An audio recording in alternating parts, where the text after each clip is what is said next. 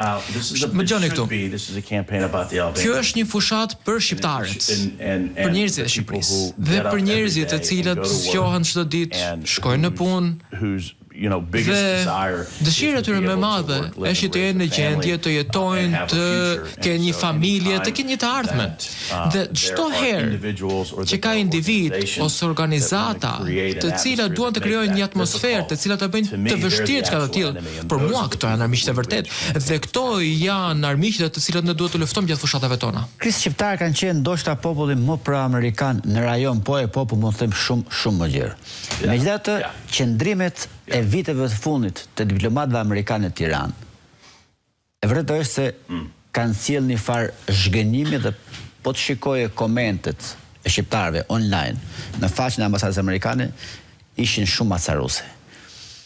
Një gjë çfarë kanë vënë më ka bërë përshtypje është me ardhjen tënde të paktën edhe një pjesë e shqiptarëve zhgënjur me Shtetet e Bashkuara të Amerikës për shkak të diplomatëve të tyre, filluan t'i kthejnë syt prapë nga Amerika.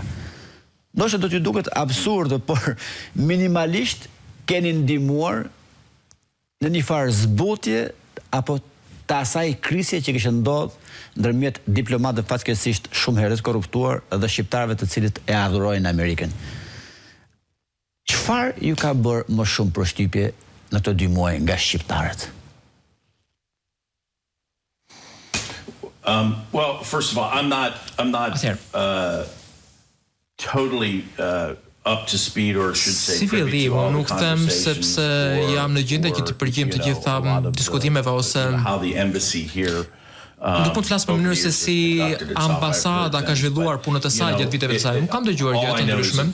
Ajo që unë ndier se tani me situata është ndryshe, në Shtetet e Bashkuara ku ka ndryshime tek administrata, këto ndryshime fillojnë të reflektohen dhe në vendet të ndryshme të botës. Ajo që më ka bërë përshtypje këtu në Shqipëri është se pavarësisht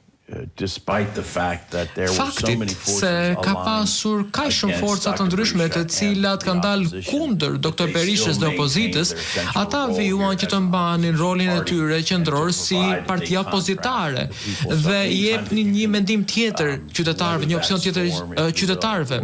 Dhe nëse ju për shembull mund të merreni me nëse ka shumë forca kundër jush dhe ju vazhdoni të ruani pasionin tuaj për vendin tuaj, Dr. Berisha është një person kaq i përkushtuar ndaj popullit, ndaj qytetarëve, i cili nuk është duke garuar që të jetë dikush. Ai është duke garuar për të bërë diçka. Dhe ky është një dallim shumë i madh midis atij dhe le të themi Edi Ramës. Edhe mendoj se shqiptarët e shikojnë këtë dallim, mendoj se edhe qeveritë të tjera e shikojnë çka të tillë, e shikojnë në Evropë, e shikojnë dhe në aspekte të ndryshme dhe Shtetet e Bashkuara. Po për sa i përket ndërveprimeve me diplomatët amerikanë, nuk kam asnjë lidhje, nuk është roli im ky, po jam i sigurt se ato lexojnë se çfarë themi ne. Kris, nga intervista e parë deri më sot tani e njihni mjaft mirë Sali Berishën. E njihni dhe